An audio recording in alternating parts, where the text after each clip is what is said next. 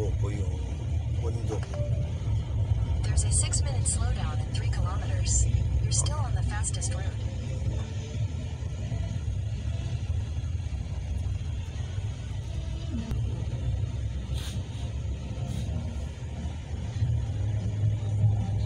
Ito, dito tayo kumakain, di ba? Oo. Ito, sa gilid na ito. Dito tayo. Oo, maganda na. Oo, ito. Ayan. Diyan tayo nauupo noon eh. Bakit hindi natin napansin na dumaan tayo? Napansin natin yung mainit. Oo nga. Ala, tsaka may puno-puno noon. Anong lugar to? Kalawag, hindi. Gumaka.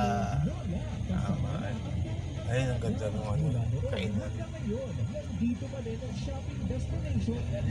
Kama yan sa dagat. Ay, may nangingisda. Ay! Sala.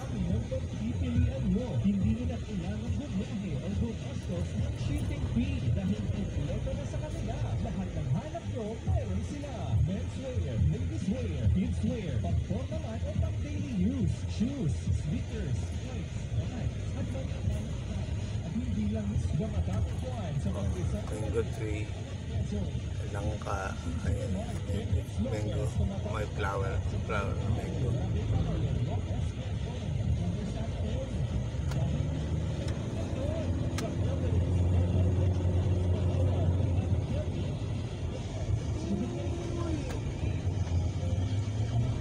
Liko-liko, alalang lingon-lingon.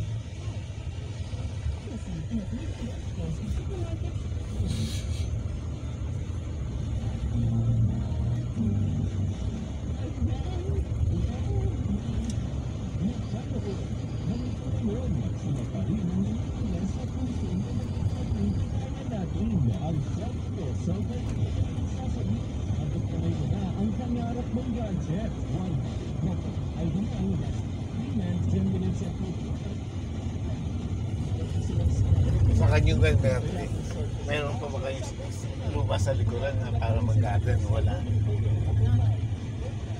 Sa Kanyugan, wala ka na kayong lupang para mag-garden sa likuran? Wala. Oo, wala.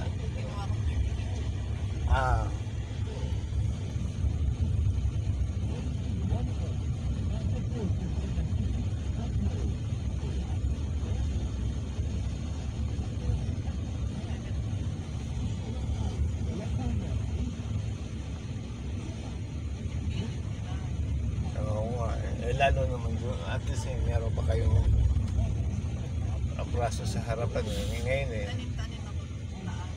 Sa taas, sa paso. Parang yung kay mama sa harap ng bahay, yung mga bonggabilya na bulaklak din.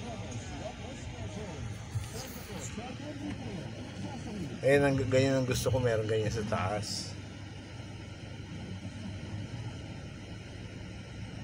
Para pagtanda ko, hindi na ako makaakyat. Sakit sa paa, sakit sa tuhod.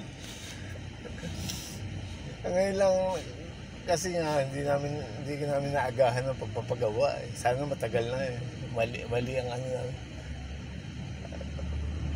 Better than never. At least nakapagpagawa pa rin.